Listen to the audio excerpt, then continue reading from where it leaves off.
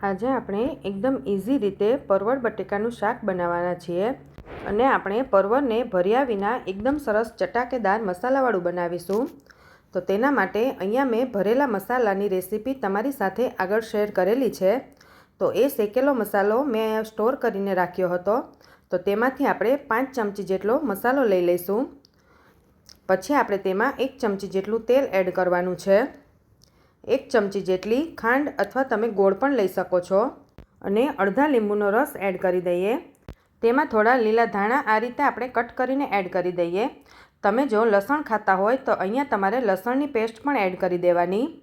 હવે આપણે આ બધો જ મસાલો સારી રીતે મિક્સ કરી લઈએ। આમાં આપણે પાણી એડ નથી કરવાનું, બસ આ તેલથી જ આ રીતે લોટ બધો મિક્સ થઈ જશે। તો મસાલો આપણો તૈયાર થઈ ગયો છે। હવે અહીંયા આ રીતે મેં પરવળ 250 ગ્રામ લીધા છે। પરવળને આપણે મેં વચ્ચેથી જે બીજ આવે એ કાઢી લીધા છે। પછી આ રીતે આપણે લાંબી ચિપ્સ કટ કરી લેવાની છે। તમારે જો ભરેલા પરવળ કરવા હોય તો આ રીતે કટ નહીં કરવાના, તેને આપણે આખા જ ભરી લેવાના। પછી તેની સાથે હું એક બટાકાને પણ આ રીતે લાંબી ચિપ્સમાં કટ કરી લઉં છું। બટાકાની ચિપ્સ એકદમ જાડી નહીં રાખવાની, એકદમ પતલી રાખવાની, જેથી પરવળની સાથે ચડી જાય। પરવળને ચડતા વાર નથી લાગતી। તો આ રીતે આપણે બંને કટ કરી લીધા છે। હવે એક પેનમાં આપણે 2 થી 3 ચમચી જેટલું તેલ લેવાનું છે।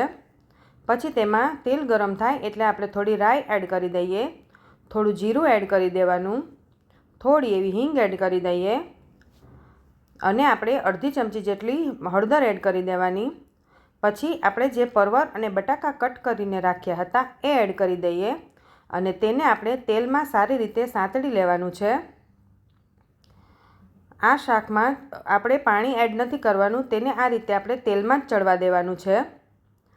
પછી આપણે અહીંયા શાક પૂરતું જ મીઠું એડ કરવાનું છે, કારણ કે આપણે મસાલામાં ઓલરેડી મીઠું એડ કરેલું છે। ભરેલા શાકના મસાલાની રેસીપી તમે ન જોઈ હોય તો તેની લિંક હું નીચે ડિસ્ક્રિપ્શન બોક્સમાં આપી દઈશ।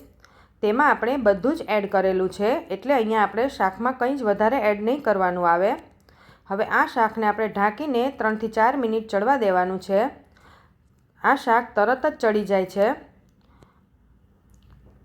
પાછું તેને આ રીતે મિક્સ કરીને પાછું 2 મિનિટ ચડવા દેવાનું। આ રીતે બટાકો આપણું એકદમ સરસ સોફ્ટ થઈ ગયું છે। તો હવે આપણે જે મસાલો તૈયાર કરીને રાખ્યો હતો એ એડ કરી દઈએ અને તેને સારી રીતે મિક્સ કરી લેવાનું છે। અને મસાલો એડ કર્યા પછી પણ આપણે તેને સ્લો ફ્લેમ પર બસ 2 જ મિનિટ ચડવા દેવાનું, જેથી મસાલો સારી રીતે મિક્સ થઈ જાય શાકમાં અને તેમાંથી તેલ પણ છૂટું પડી જશે। આ રીતે તમે જોઈ શકો છો કે લગભગ 4 થી 5 મિનિટમાં જ આપણું શાક સરસ તૈયાર થઈ ગયું છે। મસાલો જો આપણે તૈયાર કરીને ફ્રીજમાં રાખેલો હોય તો આ શાક બનાવતા લગભગ 5 થી 7 જ મિનિટ થાય છે। તો તૈયાર છે આપણું ભરવાની ઝંઝટ વિના પરવળ બટાકાનું શાક। તમે પણ ઘરે જરૂરથી ટ્રાય કરજો।